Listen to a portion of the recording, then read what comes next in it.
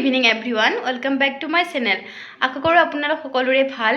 so আজি মই অন্য এটি নতুন ভিডিঅ' আপোনালোকৰ লগত শ্বেয়াৰ কৰিম বুলি ভাবিলোঁ সো আজি যেহেতু ইভিনিং হ'ল সো ভাবিলোঁ ইভিনিং খাবৰ বাবে দুটা খাদ্যৰ ৰেচিপি বনাম খাদ্য মানে ফাষ্ট ফুডৰ দুটা ৰেচিপি বনাম বুলি ভাবিলোঁ আৰু কিয়নো ভাবিলোঁ যে আপোনালোকৰ লগতে ৰেচিপি দুটা শ্বেয়াৰ কৰোঁ সো মই আজি ফাৰ্ষ্ট টাইম এই ৰেচিপি দুটা ট্ৰাই কৰিম নিজে ঘৰত এনে বাৰু বাহিৰত খাই থকা হয় বাট নিজে আজি ঘৰত ট্ৰাই কৰিম বুলি ভাবিলোঁ সো বলক ভিডিঅ'টো আৰম্ভ কৰোঁ আৰু আপোনালোকে ভিডিঅ'টো চাই থাকিব মোৰ ৰেচিপি দুটাৰ কাৰণে লাগিব এইখিনি ইনগ্ৰেডিয়েন্টছ ইয়াত আছে ক্যাপসিকাম আৰু গাজৰখিনি মই ধুনীয়াকৈ চুকি লৈছোঁ আৰু এফালে বাটাৰ আৰু পিয়াজ আৰু ব্ৰেড দুখন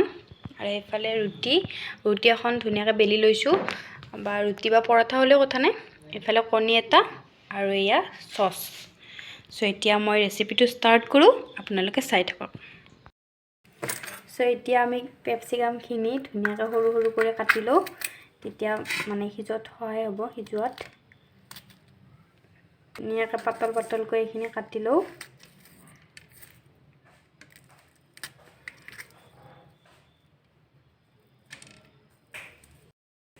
সো এইখিনি কটা হৈ গ'ল এবাৰ আমি পিয়াজটো কাটি লওঁ ধুনীয়াকৈ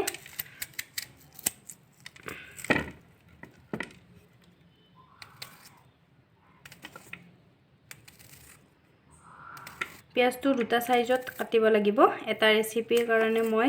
এনেদৰে বনাইছো এনেদৰে কাটি লৈছো আৰু এটা ৰেচিপিৰ কাৰণে মই বেলেগ দৰে কাটি লম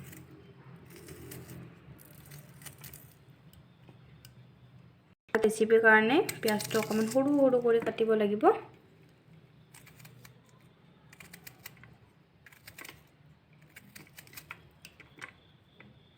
পিয়াজটো এনেদৰে সৰু সৰু কৰি কাটি লম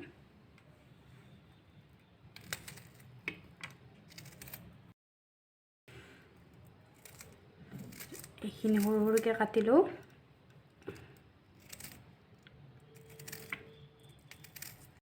ৰেচিপিটো আৰম্ভ কৰোঁ এতিয়া কড়াইটো বহাই দিছোঁ কড়াইটো গৰম হ'ল সো এতিয়া তেল দি দিওঁ অকমান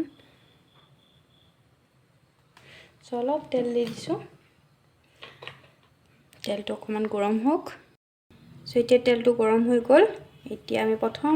ৰেচিপিটোৰ বস্তুখিনি অকমান ভাজি লওঁ সো এতিয়া পিয়াজ জলকীয়া প্ৰথমতে অকমান ফ্ৰাই কৰি লওঁ সো এইখিনি ধুনীয়াকৈ ফ্ৰাই কৰি ল'লোঁ এতিয়া আমি গাজৰখিনি দি দিম গাজৰখিনি ধুনীয়াকৈ চুকি লৈছোঁ তেতিয়া সোনকালে সিজিব সো গাজৰখিনি ধুনীয়াকৈ অকমান লো ফ্লেমত দি এইখিনি অকমান ভাজি লওঁ তেল নিমখ আৰু হালধি দি দিছোঁ অকমান লৰাই দিওঁ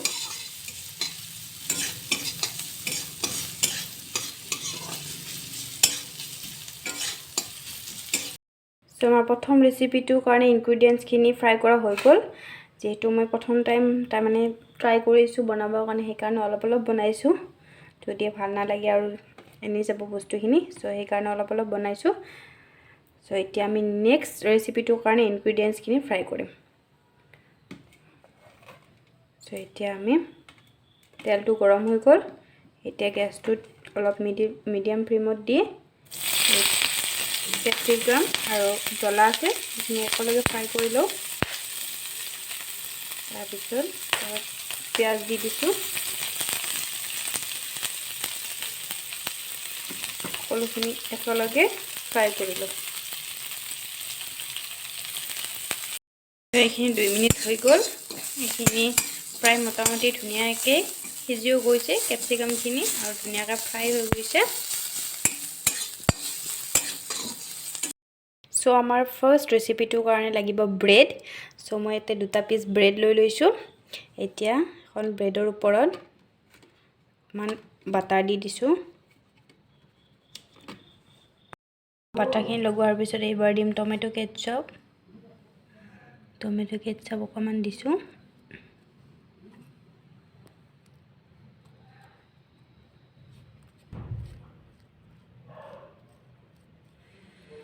সো দি দিছোঁ এইবাৰখিনি ভেজিছখিনি দিম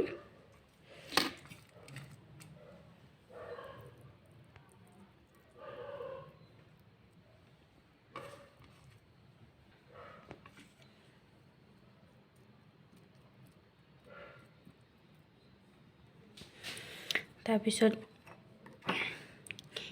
এইখন ব্ৰেডৰ ওপৰতো সস লগাই লৈছোঁ ধুনীয়াকৈ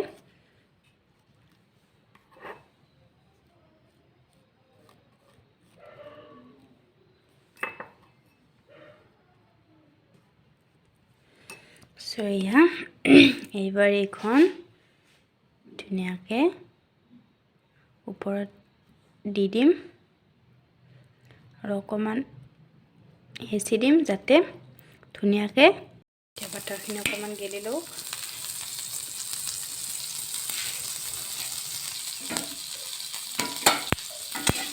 তো এতিয়া এখন ধুনীয়াকৈ ইয়াত ফ্ৰাই হ'ব দিম তাৰপিছত এইখন ঘূৰাই দিম যাতে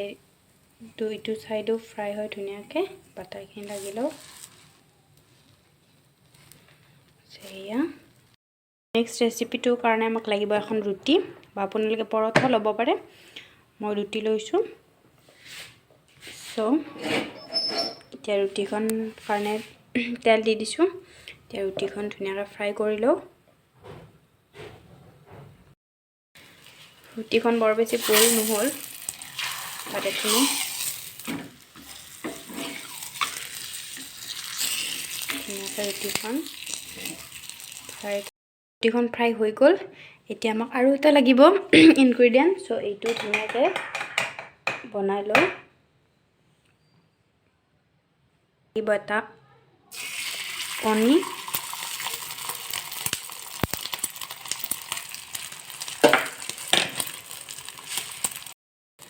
চ' ইয়াৰ ওপৰত আমি ৰুটিখন দি দিম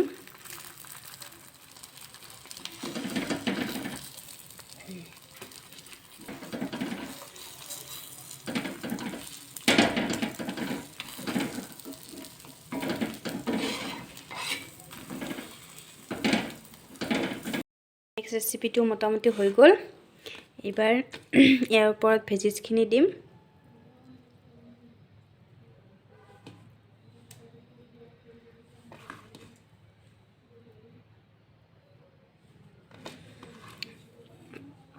প্ৰথমবাৰৰ কাৰণে অকণমান বনাই চাইছোঁ যদি ভাল হয় নেক্সট টাইম আৰু বেছিকৈ চ' এতিয়া এইটো ধুনীয়াকৈ ৰোল কৰি লওঁ চ' আপোনালোকে গম পালে মই কি বনালোঁ চ' এইটো ৰোল হৈ গ'ল